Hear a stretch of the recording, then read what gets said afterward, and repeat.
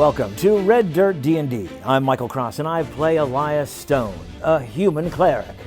I'm Connor Shenold. I play Sable, a half-elf rogue. I'm Johnny Payne and I play August E. Greymore, a human fighter. I'm Carrie Hester and I play Moxie, a tiefling bard. And I'm Brooke Bullock, your DM. Please join us as we explore the curse of the Clockwork City.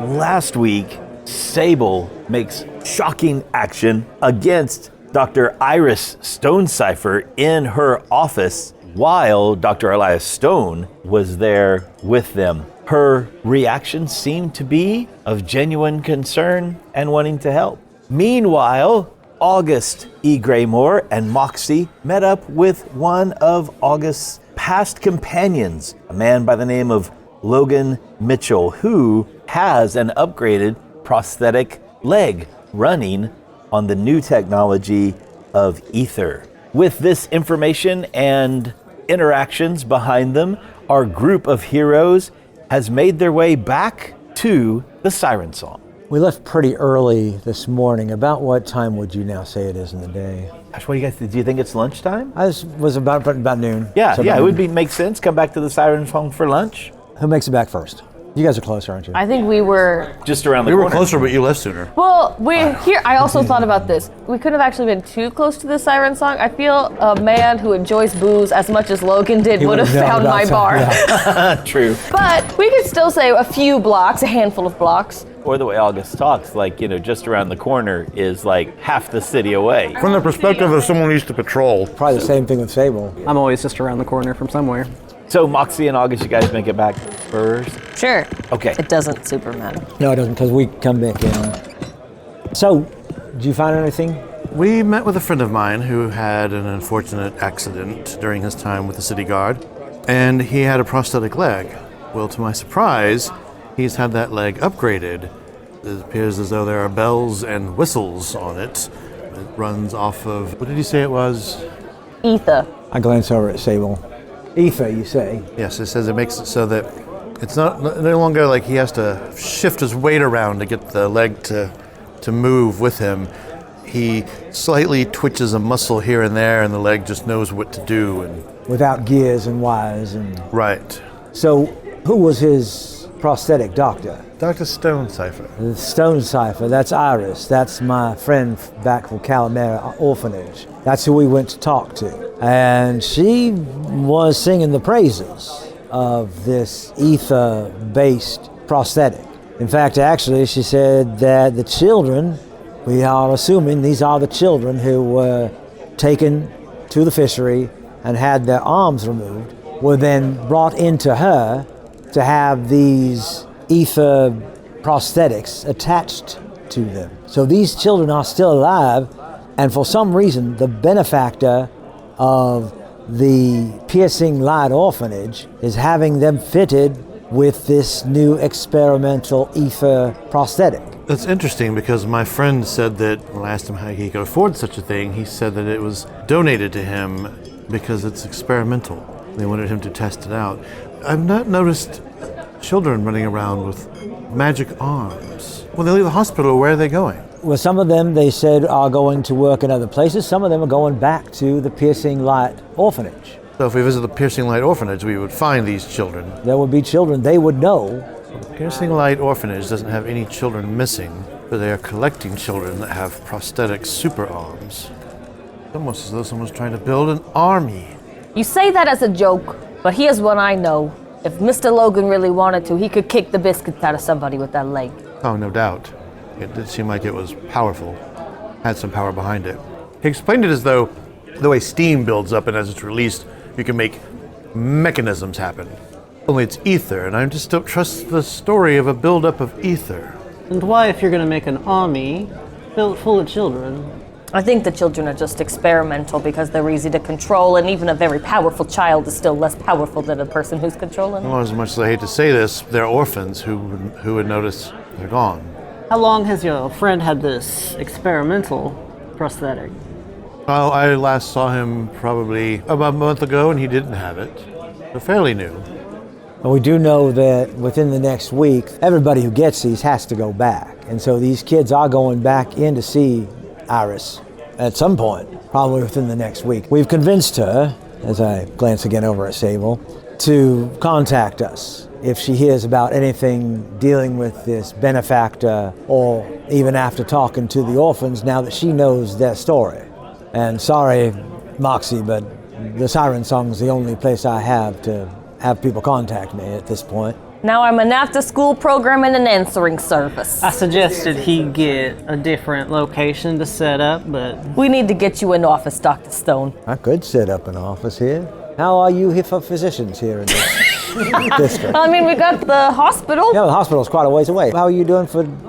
Nobody cares about us down here by the door. That's what I say. That's the place I took care of in Calamera. This area. The poor, the people who couldn't afford it, these are my kind of people. That may be a decision for another day, but I'll tell Harmony and Aria to write something down if someone sends a message. Excellent. So, what is your theory? Oh, Moxie? my theory ain't fit for customarias. She looks around at the lunch rush. Maybe we should go upstairs and... Aren't you busy? You're down a person. Aria has the day off today, but Harmony is here, and she's got an intern. And about that time, you see a kobold with a little apron on scurry by with a tray, just over his head. And he's just like, You're doing a great job there, Colby. and he lets go with one hand to like wave, and it's like, and like trying to get his balance back underneath it. he's your pet. No. Harmony, I imagine, is scooting around, and I'll grab her. Call Melody in if you need the help, but I'll be upstairs. All right, so we go up there. I will put a kettle on. I assume Rhapsody probably painting.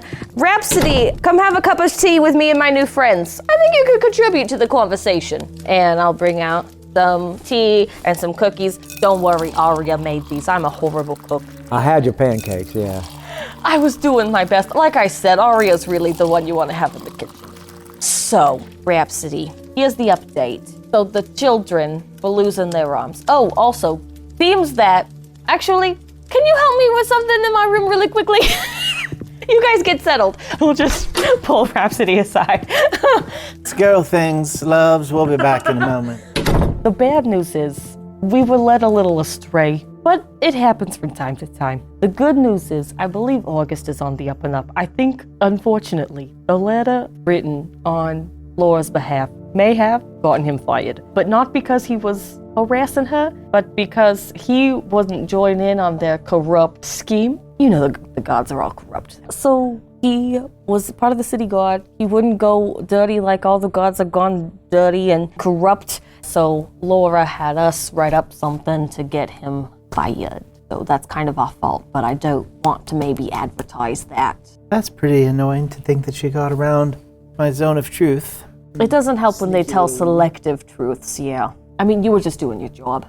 Yes. Well, we'll see if we can make it up to him. Bring me his tab later and we'll see if we can get it cleared a little bit. Listen, he would love that. He's got like over 300 gold in booze that he's racked up. Bring me half the tab and we'll see if we can clear up part of that. We'll see what happens. But I do need your help with the thing that they are clued in on. And then she'll like walk out of the room and be like, oh, thanks, you know, sometimes your shirt just gets stuck in your belt loops. So here's the update. Remember I told you that the children were having their arms chomped off and we were confused as to how that was being helpful because they were being sold? Yes. Well, we believe that they are being fitted with very complicated prosthetic limbs.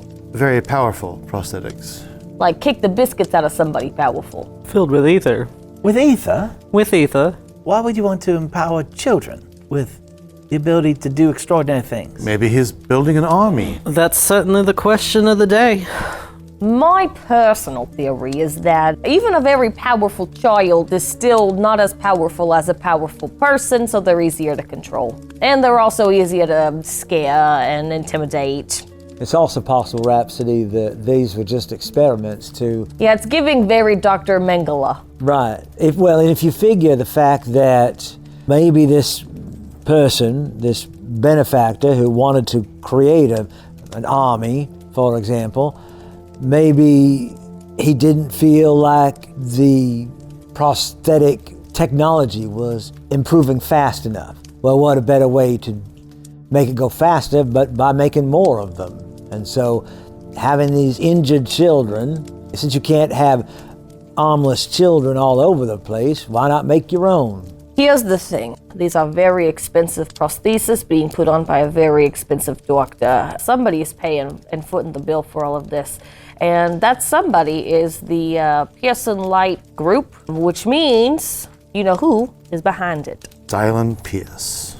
Is he human? That's a fantastic question. Elven. Zylan Pierce is Elven. And he's the equivalent of Elven middle-aged, or he's actually in his, He's Elven middle-aged. Okay, so here's the question. Light of my life, Rhapsody. You've been here in Ironspire. Before there was quite so many spires. What do you know about Siren Pierce? So, Moxie Love, as you know, the Pierce Elven family's been around Ironspire for a very long time. They've always been good benefactors for the city, but Dr. Stone, you're new, you may not have remembered quite so much that there was a time, about 100 years ago or so, when magic faltered. It recovered, but in that time period is why Ironspire became Ironspire. We developed the steam technology that was able to replace arcane energy in a lot of ways, but then, as magic came back within the last generation or so and has become stable again, Ironspire has been able to merge the two. And Zylan Pierce, his family's wealth really came from that time period whenever Ironspire developed the steam technology that then became our clockwork technology, and now there's ways that the dirigibles run on ether instead. So they've been around for a long time. Their wealth is formidable. Undoubtedly they have the ear of the king, but they also have always been very philanthropic for the city as well. Do you think that maybe this Zylan Pierce wants to advance technology one more time, as we've gone from arcane power to steam power to clockwork power, to maybe he wants to put his name on some kind of new energy source that no one has ever thought of before? If so, it would be for profit. Oh, yes. Something that would put him ahead of the next generation of aristocrats. Did you say that Pierce got their money from this, into tech? Yeah, basically from developing tech. And remind me, I know you told us this, session 1. The king's family has had power since before the 100-year magic altar. No, there's been kind of a transition because of the curse. Yeah. Because there's never been a blood heir in the 250 years or so of Ironspire. And not always, but most of those rulers have been human. And so he's been on the throne for about a generation, for about 30 years or so. He has no, doesn't have an heir. That's the curse, that all of the kings never had any children. So who would be in line to be the next king if this king were to not be able to produce an heir? I don't know about Calamera, but Ironspire has a ruling council, in essence something we call a constitutional monarchy. So there is a king or queen. They're selected from the town leadership and elected that way then for life. Are they elected within the council themselves? They elect one of their own to be king? Almost always. And where is Zylan Pierce on Zylan Pierce is one of the most powerful members on the council. He is one of the most wealthy members of the council. I think we have a motive. Oh, yeah. My personal opinion is that Pierce is doing a couple of things all at the same time. One, he's trying to advance technology, get his name on it, get all of the money from it, continue to be the technology magnate that he is, continue the rich get richer, the poor get poor. You know how it is, class struggles. But then also I think that he is, I know we've made the joke, but I think he is trying to make some kind of super soldier situation. Cybernetically enhanced people that can kick the biscuits out of people. But he already has an uphill battle in becoming king if they only select humans, because I could understand that. Who would select an elf who's going to have a lifespan of another 200-300 years? I don't think he's going to try to be elected. Well, that's what I'm saying. Yes, he would not have a chance of becoming king. So he's going to have to find some other means to do it, whether by arms or by power, money, influence. Right. So, what do you think we need to do next? I don't think it'll be easy, but I feel like that we need to investigate the piercing orphanage. Should we go in under some kind of Subterfuge like Sable and I did? I don't know. How well did that go? It went real well. Well, there you go then. Yes, let's do the same. Exactly the same. The same way, no different. Well, actually, I was thinking, or should we wait until maybe tonight and go in Under the cloak of darkness. under the cloak of darkness? I don't think we should be poking around the Pearson Light Sanctuary just yet, Dr. Stone. Where should we go next, do you think? I think we should wait till we hear back from your contact. That could take a couple of weeks. Then it'll take a week. Think these kids are going anywhere? Or do we try to sneak in the cover of darkness, the home of Zalon Pierce? I think that's a bad idea. I think that it wouldn't be what wouldn't be a bad idea and wouldn't result in immediate death would be Sable going to the library that I know the Sapphire Society has and doing a little research. I think we should lay low. We've already poked around enough. We've brought a gaggle of children from the fishery to the Siren Song, then from the Siren Song to the illuminated light. I think if there are going to be eyes at us, we should lay low for a bit. I think I talked to a city council member, Sable talks to some of their friends. Perhaps I get a hold of some old contacts. And you maybe be a tourist for a few days. Go start up your business. So we'll just wait until we get more information. I've got some work to do, put together some tools that we'll need to, whatever it is we need to do. And I'll show up at the Siren Song within a week. I have a question to ask Rhapsody. So let me ask you this. Who's on our side, city council? I know we got somebody. The city council has basically 6 people on it from different divisions, and the folks that Rhapsody thinks might be good contacts for us is a guy named Keltar Islar, and he is a representative of the Harbor District. And she thinks he'd be sympathetic. Yeah, he would be. He would listen to me. You bet. Have I met him before? Maybe just in passing. The occasional, like, hey, we're having a community meeting about this or that. Follow-up question. What's his situation? How did he get his wealth? He really rose to power with the last change in the king about 30 years ago. He's kind of an average member of the council, but then really rose to power the last 30 years or so. He was into lots of trade and ships, and then slowly became the harbor master, and then with that power of the harbor master, elevated, and so he threw his support behind the king in the last election, like 30 years ago. Being in the neighborhood, because remember, I'm in my 60s. I probably knew him before he was council member, or had at least knew of him. That's what I should say, knew of him as the harbor master and stuff like that. Next question, what's his family situation? Wife and kids? He's a human, he's older, fairly old, seems to be a little shaky on his health. He has 3 daughters. What's his oldest daughter's name? His oldest daughter's name is Ilya. Do I know her? You know of her. What's his youngest daughter's name? And his youngest daughter's name is Kira. I promise I have reasons for these questions. And you do know that Kira is a bit of a wild card, but the Siren Song isn't necessarily her hangout. Right. We're in the slums. Yeah. She's rich now. But she is a bit of a, I'm sure, if we're going on tropes here, Ilya is serious, take over the family business kind of situation, and Kira is our youngest party girl. My last question, would I know where all of the hot rich girls want to go party? That's probably gonna be Copper Moon.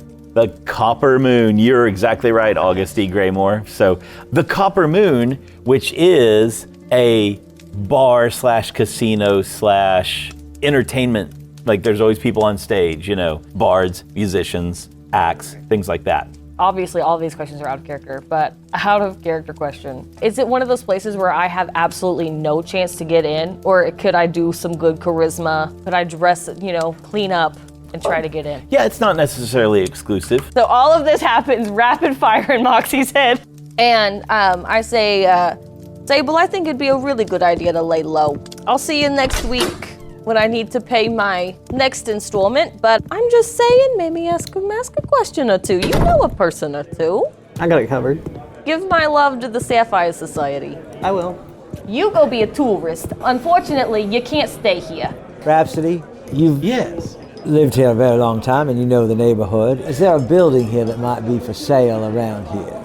Well, I'm sure we could find a place. That's what I'm looking for. I'm looking for a place where I could set up an office, upstairs, maybe set up a place to sleep, a desk, that kind of thing. Would there be a place around here? Well, Dr. Elias, I think we could probably find a place. We can do some inquiries and see. Are you looking to set up shop in our neighborhood? I am. I understand this neighborhood, the Harbor District, could use a physician. Yes, we could. Sure. Moxie and Rhapsody can fill you in on how taxes work around here. Plus I know where I can get a good drink. Hey, August, I have a proposition for you. I'll make you a whiskey, and I will say, first thing, I have a little bit of a good news. You know that tab you have currently hanging over your head? Well, a certain benefactor, grateful for saving my life, has taken a little off the top there. Oh, okay. We'll have to figure that out later. Just want you to feel congenial towards me when I ask you if you'd like to escort me on a little bit of a... Yes? August, will you go dancing with me? Oh, dear. Here's what I know. Keltar Istharian is a council member who could give us some information about Mr. But he's not just gonna talk. The good news is, I know where to find his youngest daughter. Bad news is, I don't know if she's gonna like you more or me more. We both gotta go. Oh, okay. Gonna need you to put on your nice pants, put those gloves inside your pocket. I clean up well. Let's see how you do first. Okay, where can we find this daughter? You're gonna love this. It's gonna be your favorite part. We gotta go to Copper Moon. Okay, well, I've been in worse situations. Side question, definitely unrelated. You know who works that beat? That's the reason I am hesitant, is not... I can handle myself in the den. I just know who patrols over there and who those guards report to. But, it's a free city, right? The man wants to take a woman dancing. Go home, get a shave. We're going out tomorrow night. Yes, ma'am. So is there a place where I might be able to set up shop here? Yeah, How much downtime are you expecting that we should be taking here? probably a couple of days, 3 or 4 days. How much time do you need with Minthra? It would be 2 days so far. It would be 6 days. Yeah. She gave me a week before we actually went to the fishery. Yeah. And then we spent one night at the fishery, and then the day of this round. So then I've got 5 days of me just messing around. Yeah, but a little bit of downtime we can. Tomorrow night, we're going to the Copper Moon. I would be great if you all found a way to go. If we could wait until everyone has done what they need to do for the next few days, and we all go together but separate. So you and I go together as a couple, and say the good doctor goes in as just a gentleman who wants a drink, and Sable could slither his way in the back or something, and so that we're not there alone. Salted August. Being alone with me is such a burden. But of course. No, it would be just you and I. We would be alone. I'm making a joke. I kid. He stops looking nervous. I guess we could send, we can talk to the doctor when he comes in. I'm sure he comes in every day to eat. In all seriousness, do I genuinely just have to wait for you to come back around to contact you? Yeah. I don't have any way. No, it's designed like that on purpose. Let me ask you contact the Sapphire Society. The Sapphire I Society know. contacts you. Your girl's gotta work around. I am friends with other business owners. As a business owner, I would like to go to my friend's business and ask them if they've paid the Sapphire Society recently. They say no. I say excellent. Give this note to your Sapphire Society agent. And it says, to Sable, come by XO Moxie. Damn, she found a workaround.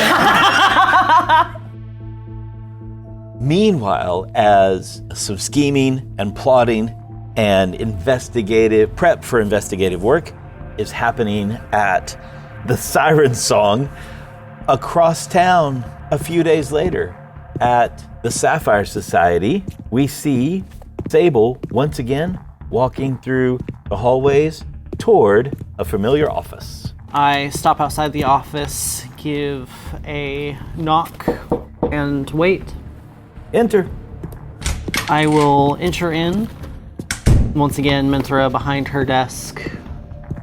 Step in front of her desk, kind of waiting for her to acknowledge me. Maybe she's working on some paperwork or something.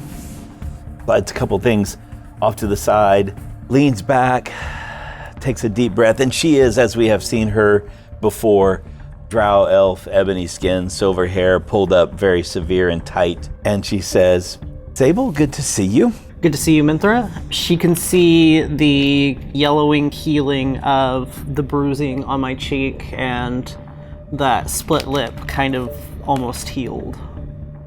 Bludgeoning weapons usually aren't your thing. Unfortunately, got into a bit of a scuffle down at the fishery of all places.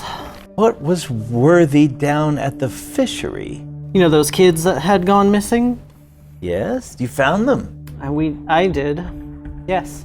Slave labor work, assuming? Seems to be the case. I'm still trying to uncover all of the pieces, but figured out most of it. Good work. Do you have any sapphire supplies to resubmit to inventory? I do. I will reach in to my pocket, show her the daggers that belong to the society and a couple of other things in my gear. And on the down low, this. And I will slide the empty vial that once held the healing potion over to her. Had to use it. She tilts her head slightly to the left and then the right. You can tell she's examining the remains of conflict that are on your face, the bruise and stuff. He says, very good. Glad it was of use. Wouldn't want to lose my only apprentice. What was the situation down there? Who did you encounter? What did you have to overcome? There was a half-orc, full-orc, some kobolds, and Little rats.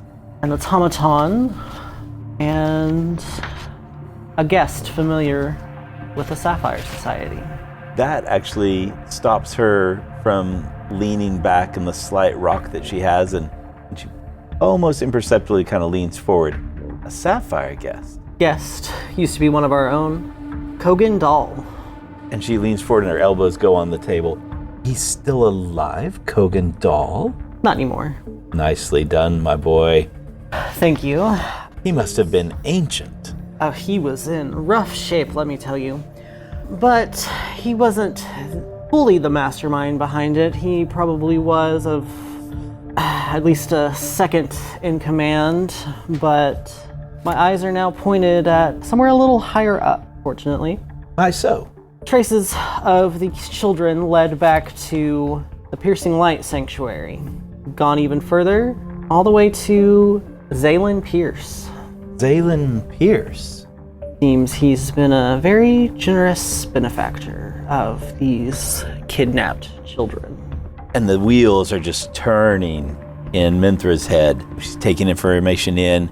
You can tell she must be cross-referencing other societal data that she has. That is very interesting. Any clues? Any ideas from yourself why you think Zaylen Pierce might be being a benefactor for orphaned, injured children?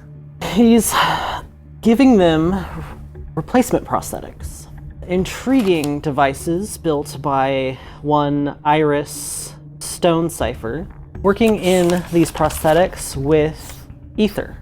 That's brilliant. I was very admiring of her work, I won't lie. But if he's making moves like this, maybe he's making a bid for the throne. You're thinking an army. Pun fully intended. Nice. Doesn't crack a smile at all, just flat, but you can see just the edge at the corners of her eyes. You can see just the edge of a twinkle where she kind of enjoyed that pun. Oh, Sable, you have found that pieces are now in play. A game is afoot. What are we, as the Sapphire Society, going to do? Are we going to support upcoming machinations of Zaylen Pierce? Or does the Sapphire Society enjoy the benefits of stability and a king who, at least for a few more years, might still reign? I think And she leans forward and looks directly at your eyes. We need to decide what side we're on.